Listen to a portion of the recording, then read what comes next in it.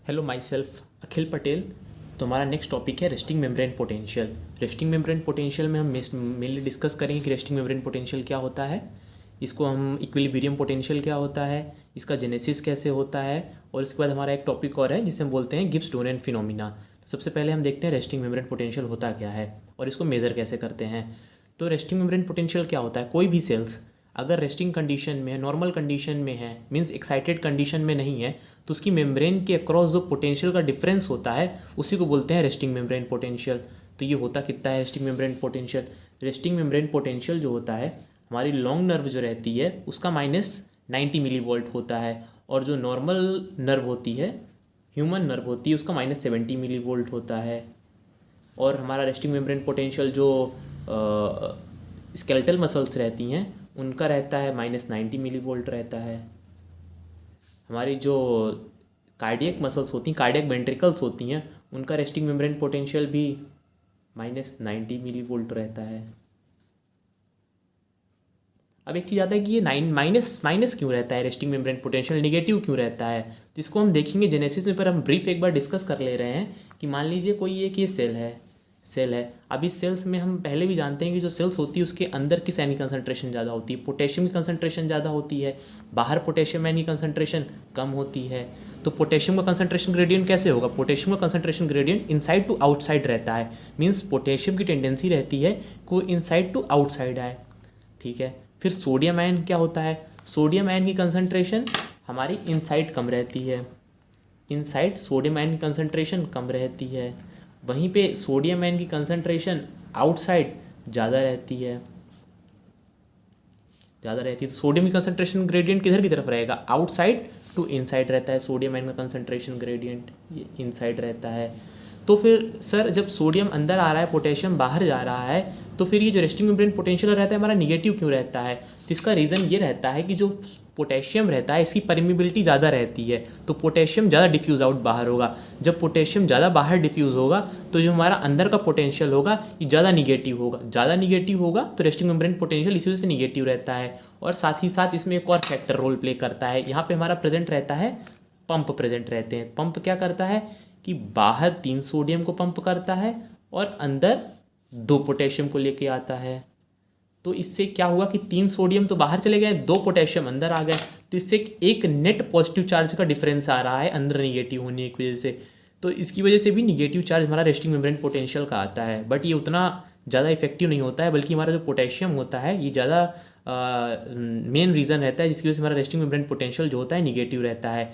अब ये पोटेशियम ही क्यों इतना ज़्यादा रिस्पॉन्सिबल होता है रेस्टिंग मेम्ब्रेन पोटेंशियल के लिए, इसके लिए हम जब जेनेसिस पढ़ेंगे रेस्टिंग मेम्ब्रेन पोटेंशियल का उसमें हम देखेंगे।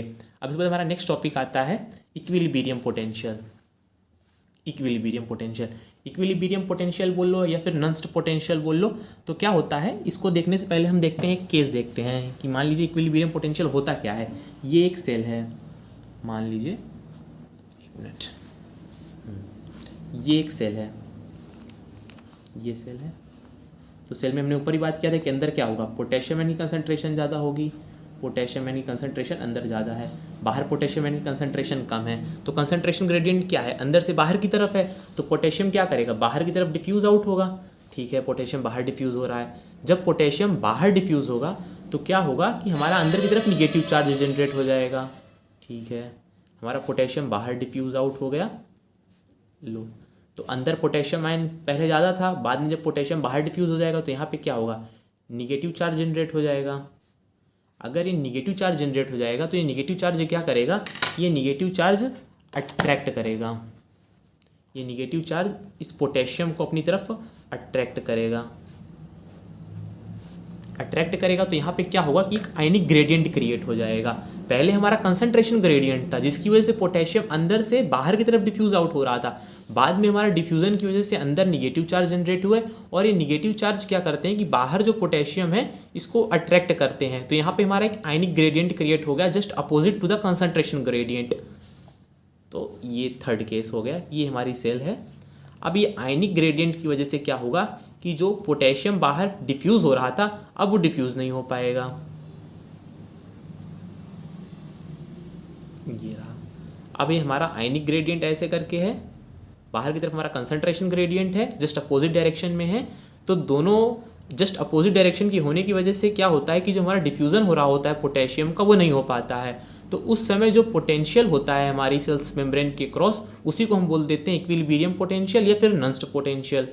तो समझे। फिर एक बार ब्रीफ में डिस्कस कर लेते हैं कि इनिशियली फर्स्ट केस क्या है। फर्स्ट केस में क्या होता है कि हमारे अंदर पोटेशियम की कंसंट्रेशन बहुत ज़्यादा है, बाहर पोटेशियम की कंसंट्रेशन बहुत कम है। तो पोटेशियम की टेंडेंसी होती है कि अंदर से बाहर की तरफ डिफ्यूज हो, क्योंकि कंसंट्रेशन ग्रेडियंट बाहर की तरफ रहता है। तो पोटेशियम बाहर की तरफ डिफ्यूज आउट होता है। पोटेशियम बाहर डिफ्यूज होता है तो केस 2 में क्या होता है कि जब पोटेशियम बाहर डिफ्यूज होगा तो हमारा निगेटिव चार्ज जनरेट होता है सेल्स के अंदर। जब सेल्स के अंदर निगेटिव चार्ज जनरेट होगा तो ये क्या करेगा कि जो पोटेशियम बाहर डिफ्यूज आउट हुआ है वो उसको अट्रैक्ट करने लग जाएगा। जब ये पोटेशियम को अट्रैक्ट करेगा तो यहाँ पे एक आयनिक ग्रेडियंट क्रिएट होगा जो कि बाहर से अंदर की तरफ होगा, आउटसाइड टू इनसाइड होगा। तो ये जो आयनिक ग्रेडियंट होगा ये कंसंट्रेशन ग्रेडियंट को अपोज करेगा। तो इसके अपोज की वजह से यहाँ पे क्या होगा, एक इक्विलिब्रियम जनरेट हो जाएगा इस सेल्स मेम्ब्रेन के अक्रॉस। तो उस समय जो पोटेंशियल होगा मेम्ब्रेन के अक्रॉस उसी को बोलते हैं इक्विलिब्रियम पोटेंशियल।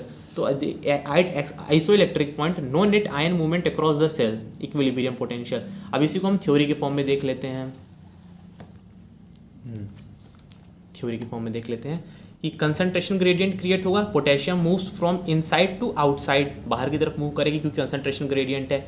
इसकी वजह से क्या होगा कि हमारा यहाँ पे आयनिक ग्रेडियंट क्रिएट होगा, क्योंकि जो पोटेशियम होगा आउटसाइड से इनसाइड अट्रैक्ट करेगा निगेटिव चार्ज की वजह से, तो आयनिक ग्रेडियंट क्रिएट हो जाएगा। तो पोटेशियम मूवमेंट्स क्या होगा कि इक्विलिब्रियम में आ जाएगा। तो जो पोटेशियम मूवमेंट हमारा कंसंट्रेशन ग्रेडियंट और आयनिक ग्रेडियंट की वजह से जो पोटेशियम आयन का मूवमेंट होगा वो इक्विलिब्रियम में आ जाएगा। तो इक्विलिब्रियम में आने की वजह से क्या होगा कि जो पोटेशियम का मूवमेंट होगा मेम्ब्रेन के अक्रॉस तो वो नहीं होगा। तो उस समय जो पोटेंशियल होता है मेम्ब्रेन के अक्रॉस उसी को बोल देते हैं इक्विलिब्रियम पोटेंशियल। ये हो गया। अब हर आयन का इक्विलिब्रियम पोटेंशियल अलग अलग होगा। हमने ऊपर देखा है पोटेशियम का इक्विलिब्रियम पोटेंशियल, वैसे ही just same to same sodium का इक्विलिब्रियम पोटेंशियल भी होगा, क्लोराइड का इक्विलिब्रियम पोटेंशियल भी होगा और कैल्शियम का इक्विलिब्रियम पोटेंशियल भी होगा। इसको हम फाइंड करते हैं वाया द नंस्ट इक्वेशन के थ्रू हम फाइंड करते हैं, वो हम बाद में देखेंगे। सबसे पहले हम सब इंपॉर्टेंट पॉइंट की बात डिस्कस करते हैं, वो नोट क्या है। नोट ये है कि किसी भी सेल का जो हम इक्विलिब्रियम पोटेंशियल बोलते हैं वो हमेशा इनसाइड द सेल के रेफरेंस लेते हैं। हम इनसाइड सेल्स के बेसिस में रेफरेंस लेते हैं। ये क्या है तो इसको हम आगे देखते हैं, आगे देखेंगे इसको। अब एग्जाम्पल हम लेते हैं सोडियम, पोटेशियम, क्लोराइड और कैल्शियम का एग्जाम्पल लेते हैं। तो जो सोडियम आयन की कंसंट्रेशन है तो इसमें जो ई सेल्स रहती है इसका फॉर्मूला क्या रहता है, इसको पहले बाद में देखते हैं, पहले हम ये देखते हैं। ये तो इसमें हमारा फॉर्मूला क्या रहता है नंस्ट इक्वेशन का, ये नंस्ट इक्वेशन है। ये E cell is equal to plus minus log concentration outside concentration inside. ये रेसिप्रोकल भी सेम हो सकता है, concentration inside by outside. Plus minus sign यहाँ पे जो होता है ना, इसी को बेसिकली हम डिस्कस करेंगे कि साइन कैसे होता है। वैल्यू तो आप बता लोगे कैसे कैसे होती है। जैसे हमारी वैल्यू क्या होती है, सोडियम इनसाइड की वैल्यू रहती है हमारी 142 मिली इक्विवेलेंट, और जो हमारी सोडियम की आउटसाइड रहती है ये हमारी रहती है 14 मिली इक्विवेलेंट, और जो हमारी पोटेशियम की इनसाइड रहती है 140 मिली इक्विवेलेंट, और ये रहती है हमारी 4 मिली इक्विवेलेंट पर लीटर। ये हमारी वैल्यू रहती है, आयन की कंसंट्रेशन रहती है, हम ये कैलकुलेटेड रहती है। अब इसको से हमें फाइंड करना है, जैसे सोडियम की हमें सोडियम का हमें इक्विलिब्रियम पोटेंशियल फाइंड करना है। तो सोडियम का फॉर्मूला क्या लगाएंगे, E cell plus minus 61 log inside by outside लो या आउटसाइड बाई इनसाइड लो, सेम चीज़ होती है, बस साइन चेंज हो जाता है। तो इनसाइड बाई आउटसाइड लेंगे, मान लीजिए इनसाइड बाई आउटसाइड लेते हैं तो 142 बाई डिवाइडेड बाई 4 का रेशियो कितना आएगा, ये रेशियो आता है हमारा अप्रॉक्स 0.1 का आता है, 0.1 आएगा। तो 0.1 आ जाएगा। तो जो ई सेल आता है हमारा ये आ जाता है 61। अब यहाँ पे साइन का लफड़ा पड़ रहा है कि यहाँ पे साइन क्या लेंगे, तो वही हम देखेंगे ऊपर कि साइन कैसे कैसे आएगा। तो जैसे सोडियम जो होता है, मान लीजिए ये सेल है, तो सेल के हमारा सोडियम की कंसंट्रेशन अंदर ज़्यादा रहती है कि बाहर ज़्यादा रहती है, तो सोडियम आयन की कंसंट्रेशन हमारी बाहर ज़्यादा रहती है। तो सोडियम आयन की टेंडेंसी क्या रहती है, अंदर आने की टेंडेंसी होगी। तो सोडियम आयन हमारा अंदर आएगा। तो जो सोडियम आयन अगर अंदर आ जाएगा तो हमारा अंदर की तरफ क्या चार्ज आएगा, पॉजिटिव चार्ज आएगा। तो डायरेक्ट हम बता देंगे ई सेल का जो हमारा चार्ज आएगा वो पॉजिटिव आएगा। क्यों पॉजिटिव होगा? क्योंकि जो हम ई सेल बताएंगे ना वो इनसाइड द सेल के बेसिस में रेफरेंस लेंगे। ये हमारा यहाँ पे नोट हमने लिखवाया था कि जो ई सेल बताएंगे वो इनसाइड सेल के बेसिस में बताएंगे। तो सर पोटेशियम का जैसे बताइए, पोटेशियम को बताते हैं। अब पोटेशियम भी ऐसे ही करेंगे। पोटेशियम आयन है, पोटेशियम आयन हो गया। पोटेशियम आयन की कंसंट्रेशन कहाँ ज़्यादा होती है? अंदर ज़्यादा होती है। तो पोटेशियम आयन की टेंडेंसी क्या होगी? बाहर जाने की टेंडेंसी होगी। ठीक है, बाहर जाने की टेंडेंसी है। जब पोटेशियम आयन बाहर जाएगा तो अंदर क्या होगा? निगेटिव चार्ज जनरेट होगा। तो निगेटिव वजह से जो ई सेल आएगा हमारा वो निगेटिव आएगा, ई सेल निगेटिव आएगा। यहाँ पे कैसा आ रहा था? पॉजिटिव आ रहा था। यहाँ पे कैसे आया? निगेटिव आया। अब क्लोराइड का भी सेम होता है। क्लोराइड आयन की कंसंट्रेशन कहाँ ज़्यादा रहती है? बाहर क्लोराइड आयन की कंसंट्रेशन ज़्यादा रहती है। तो क्लोराइड आयन की टेंडेंसी क्या होगी? अंदर आने की टेंडेंसी होगी। तो क्लोराइड आयन अंदर आएगा। निगेटिव चार्ज अंदर आ रहा है। ई सेल हम बताएंगे इनसाइड जो हमारा रेफरेंस होगा, ई सेल हम निगेटिव के अंदर इससे लेते हैं, रेफरेंस लेते हैं। तो हमारा जो ई सेल आएगा इसका निगेटिव आएगा। और इसकी वैल्यू कितनी होती है? इसकी वैल्यू जो होती है हम कैलकुलेट करेंगे इसी फॉर्मूले से, नॉन्स्ट इक्वेशन के थ्रू। तुम्हारी आएगी -70 मिली वोल्ट आती है। तो एक क्वेश्चन आता है कि वो कौन सा ऐसा आयन है जिसकी हमारी जो ई सेल होती है, इक्विलिब्रियम पोटेंशियल होता है, वो रेस्टिंग मेम्ब्रेन पोटेंशियल के बराबर रहता है। तो वो हमारा क्लोराइड रहता है, जिसकी equilibrium potential resting membrane potential के बराबर रहता है। सेम टू सेम कैल्शियम में भी ऐसे हो जाता है। कैल्शियम का हमारा होता है, बाहर कैल्शियम का लेवल ज़्यादा रहता है, अंदर कैल्शियम का लेवल कम रहता है। तो अंदर की तरफ डिफ्यूज़ होगा, अंदर की तरफ डिफ्यूज़ होगा तो अंदर क्या आएगा? पॉजिटिव चार्ज ज़्यादा आएगा। तो ई सेल हमारा क्या लेंगे? पॉजिटिव लेंगे। तो ई सेल इसमें पॉजिटिव आता है, डेटा रहता है 1 + 120 मिली वोल्ट रहता है। इसको एज इट इज़ ऐसे ही याद कर लो। सोडियम का हमने क्या सोडियम का फाइंड किया था ना? हाँ, सोडियम का फाइंड किया था कितना?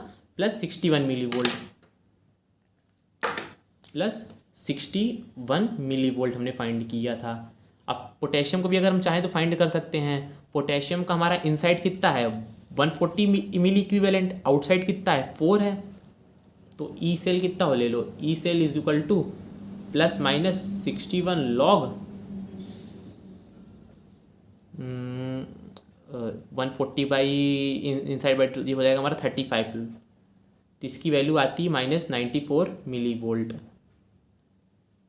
तो जो हमारी ये आता है -94 मिली वोल्ट आता है। सर इसे माइनस कैसे बताया? हमने डायरेक्ट बता दिया ट्रिक से कि ई सेल जो होता है हम इनसाइड सेल के बेसिस में लेते हैं। अंदर की तरफ पोटेशियम बाहर जा रहा है तो अंदर क्या होगा? निगेटिव होगा। तो हमारा ई सेल जो आएगा निगेटिव आएगा। तो इस समझ में आया कैसे कैसे हो रहा है? सोडियम में हम +61 कैसे बोल रहे हैं? प्लस इस वजह से बोल रहे हैं क्योंकि सोडियम अंदर आ रहा है, बाहर पॉजिटिव था, अंदर आएगा तो अंदर पॉजिटिव हो जाएगा। जब अंदर पॉजिटिव हो जाएगा तो ई सेल हम डायरेक्टली बोल देंगे कि जो आएगा वो पॉजिटिव आएगा। क्लोराइड में भी ऐसे बोलेंगे, क्लोराइड बाहर हमारा निगेटिव चार्ज होता है, बाहर हमारा ज़्यादा था, फिर अंदर आएगा क्लोराइड आयन, अंदर आएगा तो अंदर भी निगेटिव हो जाएगा, निगेटिव हो जाएगा तो हमारा ई सेल जो आएगा निगेटिव हो जाएगा। कैल्शियम में भी ऐसे, कैल्शियम बाहर ज़्यादा होता है, बाहर से अंदर डिफ्यूज़ होगा तो जो इक्विलिब्रियम पोटेंशियल होगा हमारा पॉजिटिव होगा, क्योंकि हम ई सेल जो बताते हैं इनसाइड सेल्स के बेसिस में रेफरेंस लेते हैं। ये हमारा काफ़ी इंपॉर्टेंट पॉइंट है। फॉर्मूला क्या होता है हमारा? E cell is equal to +61 log +-61 log concentration outside by inside या इनसाइड बाई आउटसाइड होता है। ये इक्वेशन की और एक खास बात होती है कि हम इस इक्वेशन के थ्रू केवल स्पेसिफिक एक आयन के बारे में ही इक्विलिब्रियम पोटेंशियल बता सकते हैं। जैसे हमने ई सेल, इसमें हमने सोडियम का फाइंड करेंगे तो सोडियम का आएगा, पोटेशियम का फाइंड करेंगे तो पोटेशियम का आएगा। हम दोनों को एक साथ नहीं फाइंड कर सकते हैं। जैसे हमारा रेस्टिंग मेम्ब्रेन पोटेंशियल होता है -70 मिली वोल्ट, तो उसमें केवल एक आयन डिफ्यूज़ नहीं हो रहा होता है, उसमें कई सारे आयन डिफ्यूज़ हो रहे होते हैं। उसमें सोडियम भी डिफ्यूज़ हो रहा होता है, पोटेशियम भी डिफ्यूज़ हो रहा होता है, सोडियम पोटेशियम पंप भी वर्क कर रहा होता है। तो उसके लिए हम कैसे फाइंड करेंगे कि उसका हमारा पोटेंशियल कितना होता है, कैसे फाइंड करेंगे? तो उसके लिए जो हमारा होगा, उसके लिए एक इक्वेशन होती है, इसको बोलते हैं गोल्डमैन हॉजकिन इक्वेशन बोलते हैं। तो गोल्डमैन हॉजकिन इक्वेशन के 2 पॉइंट होते हैं। पहला पॉइंट ये होता है कि ये हमारे मल्टीपल आयन के लिए होता है, मल्टीपल आयंस के लिए होता है। मल्टीपल आयन का इक्विलिब्रियम जो पोटेंशियल होता है इसको फाइंड करने के लिए मेनली रिस्पॉन्सिबल होता है। पहला चीज़ हो गया। दूसरा चीज़ होता है कि इसमें जो हम लोग कंसीडर करते हैं वो परमिएबिलिटी और कंसंट्रेशन दोनों को कंसीडर करते हैं। नॉन्स्ट इक्वेशन में हम केवल कंसंट्रेशन ले रहे थे, केवल कंसंट्रेशन थी यहाँ पे, ये देखो केवल कंसंट्रेशन थी, बल्कि गोल्डमैन हॉजकिन इक्वेशन में क्या है? परमिएबिलिटी और कंसंट्रेशन दोनों ही लेंगे। अब देखिए मैं तुमको दिखा भी दे रहा हूँ गाइडन में, ये इक्वेशन है। ये इक्वेशन है, ये इक्वेशन में concentration of sodium, permeability of the sodium -61 log, ये पूरा फॉर्मूला है, इसी के थ्रू हम लोग फाइंड करते हैं, मल्टीपल आयन के लिए यूज़ करते हैं। मॉडिफाइड फॉर्म है नस्ट इक्वेशन का, मॉडिफाइड फॉर्म है। अब उसके बाद हम देखते हैं हमारा नेक्स्ट टॉपिक आता है genesis of the resting membrane potential.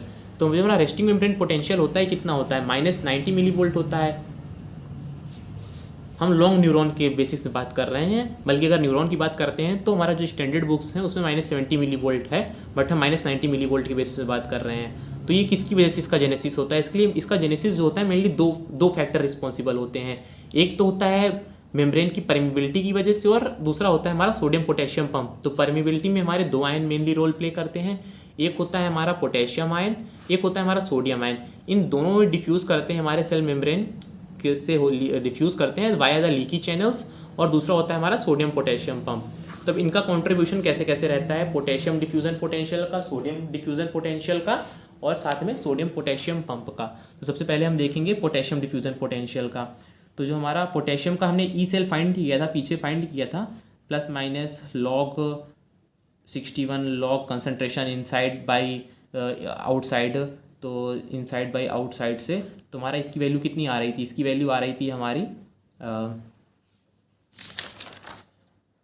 -94 millivolt आ रही थी, इसकी वैल्यू आ रही थी E cell. Same to same अगर हम सोडियम की फाइंड करेंगे तो इसकी आती है ± log इनसाइड बाई आउटसाइड, तो इसकी वैल्यू आती है हमारी 61 log, इसकी वैल्यू आती है हमारी +61 मिलीवोल्ट। हमारा रेस्टिंग मेम्ब्रेन पोटेंशियल कितना है, -90 मिलीवोल्ट, और हमारा इन दोनों की वजह से कितना आ रहा है, -94 + 61। तो इन दोनों को ही हम लोग गोल्डमैन हॉचकिन इक्वेशन के थ्रू, इन दोनों के थ्रू जो हमारा पोटेंशियल आता है, ये आता है हमारा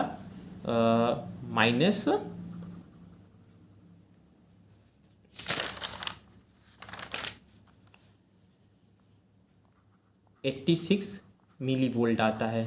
ये हमारा आता है दोनों के डिफ्यूज़न की वजह से हमारा जो पोटेंशियल आता है। बट अभी भी क्या है, पोटेंशियल जो होता है हमारा -86 मिलीवोल्ट है, ये क्या हमारा रेस्टिंग मेम्ब्रेन पोटेंशियल है, नहीं। कितने का डिफरेंस आ रहा है, -4 का डिफरेंस आ रहा है। जो हमारा रेस्टिंग मेम्ब्रेन पोटेंशियल रहता है -90 मिलीवोल्ट है, इन दोनों की वजह से हमारा -86 मिलीवोल्ट है।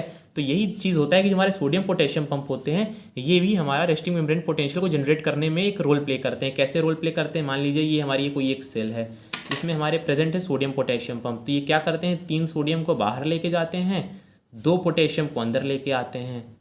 तो नेट एक पॉजिटिव चार्ज का डिफरेंस हो रहा है। नेट एक पॉजिटिव चार्ज के डिफरेंस की वजह से यहाँ पे क्या होता है, हमारा निगेटिव चार्ज जनरेट होता है। तो ये निगेटिव चार्ज हमारा कितना पोटेंशियल डिक्रीज करता है, -4 मिलीवोल्ट। तो ये दोनों मिल करके -90 मिलीवोल्ट हो गया। तो genesis of resting membrane potential में बेसिकली हमारा ओवरव्यू ये है कि पोटेशियम डिफ्यूजन पोटेंशियल जो होता है मेन आयन होता है। अगर हमसे पूछेगा कि रेस्टिंग मेम्ब्रेन पोटेंशियल के लिए हमारा मेनली कौन रिस्पॉन्सिबल होता है, तो पोटेशियम आयन मेनली रिस्पॉन्सिबल होता है, क्योंकि इसकी परमिबिलिटी ज़्यादा होती है।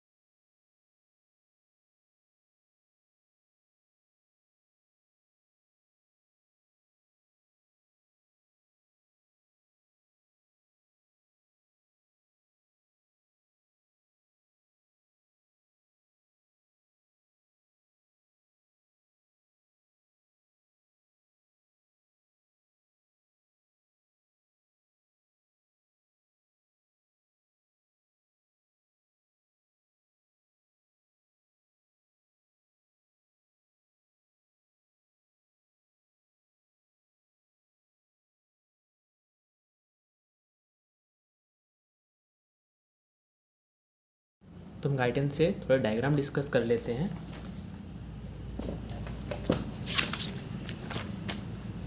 सबसे सबसे पहले हमारा फर्स्ट डायग्राम जो है ये हमारा डिफ्यूज़न का है कि पोटेशियम की वजह से, डिफ्यूज़न की वजह से जो हमारा पोटेंशियल आता है -94 मिली वोल्ट आता है। हमने कैलकुलेट किया था ई सेल, जो हमारा इक्विलिब्रियम पोटेंशियल होता है। हमारा सोडियम की वजह से जो पोटेंशियल आता है +61 मिली वोल्ट आता है, क्योंकि जो हमारा पोटेशियम सोडियम है वो हमारा अंदर की तरफ आ रहा है। तो अंदर की तरफ आने की वजह से क्या होता है, सोडियम जो होता है ये पॉजिटिव चार्ज लेके आता है, +61 मिली वोल्ट हो जाता है। ये हमारा क्या है कि रेजिस्टिंग मेम्ब्रेन पोटेंशियल को मेज़र कैसे करते हैं, तो ये पूरा ऑसिलोस्कोप के थ्रू मेज़र करते हैं हम लोग।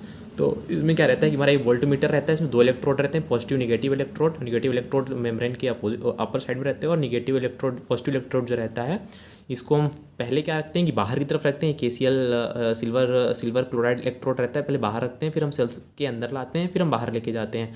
तो जब सेल्स के बाहर रहेगा तो क्या होगा, पोटेंशियल डिफरेंस 0 आ जाएगा। तो जो हमारा इक्विलिब्रियम इलेक्ट्रिकल पोटेंशियल रहता है वो 0 रहता है। जैसे ही अंदर लेके आएंगे तो -90 मिली वोल्ट हो जाएगा। फिर जैसे ही बाहर निकालेंगे तो दो पॉजिटिव गएगा, 0 आ जाएगा, पोटेंशियल आ जाएगा। तो यहीं पे यहाँ पे डायग्राम के फॉर्म में शो किया गया है कि जब हमारा पोटेंशियल 0 है, जब हम बाहर हैं तो पोटेंशियल 0 है, जैसे ही भी अंदर लेकर के जाएंगे तो पोटेंशियल हमारा -90 वोल्ट हो जाएगा। जैसे ही हम वापस से बाहर लेके आएंगे तो पोटेंशियल 0 हो जाएगा। ठीक है, फिर हमारा आ जाता है कि ये जो हमारे सोडियम पोटेशियम पंप और लीकी चैनल्स होते हैं, ये सोडियम लीकी चैनल्स जो होते हैं यही मेनली रिस्पॉन्सिबल रहते हैं इक्विलिब्रियम पोटेंशियल, हमारा रेस्टिंग मेम्ब्रेन पोटेंशियल के लिए। तो क्या होता है कि पोटेशियम का हमारा क्या होता है, डिफ्यूज़न होता है बाहर की तरफ हमारा, ये हमारे चैनल्स होते हैं, चैनल प्रोटीन्स रहती हैं। और हमारा सोडियम पोटेशियम पंप रहता है, यहाँ पे सोडियम बाइंडिंग साइड रहती है, पोटेशियम बाइंडिंग साइड रहती है। सोडियम हमारा अंदर से क्या बोलते हैं, बाहर से अंदर की तरफ आता है, और जो पोटेशियम रहता है ये अंदर से बाहर की तरफ जाता है। ये सोडियम पोटेशियम पंप रहता है, वाया द ATPase पंप रहता है हमारा।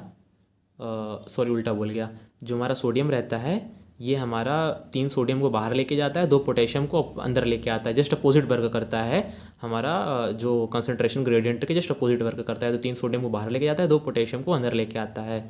ATPase पंप होता है, ATP की एनर्जी यूटिलाइज करता है।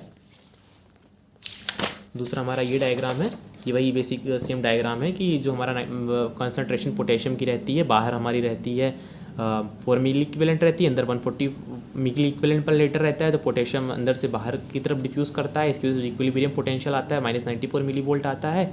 और सोडियम की वजह से क्या आता है, +61 मिली वोल्ट आता है। और इन दोनों को जब हम कैलकुलेट करते हैं गोल्डमैन हॉजकिन इक्वेशन के थ्रू, तुम्हारा जो पोटेंशियल आता है -86 मिली वोल्ट आता है। बट ये जो -86 मिली वोल्ट होता है ये हमारा रेस्टिंग मेम्ब्रेन पोटेंशियल के बराबर तो रहता नहीं है। कितना रहता है हमारा, -90 मिली वोल्ट। तो इसके लिए हमारा क्या रहता है कि जो हमारे पंप रहता है ये सोडियम को बाहर की तरफ लेके जाता है और पोटेशियम को अंदर लेकर के आता है। तो इससे जो हमारा 1 पॉजिटिव चार्ज का डिफरेंस आता है, तो इसकी वजह से जो पोटेंशियल में आता है हमारा -4 मिली वोल्ट का डिफरेंस आता है। तो ये दोनों मिलकर के हमारा -90 मिली वोल्ट बन जाता है। Thank you.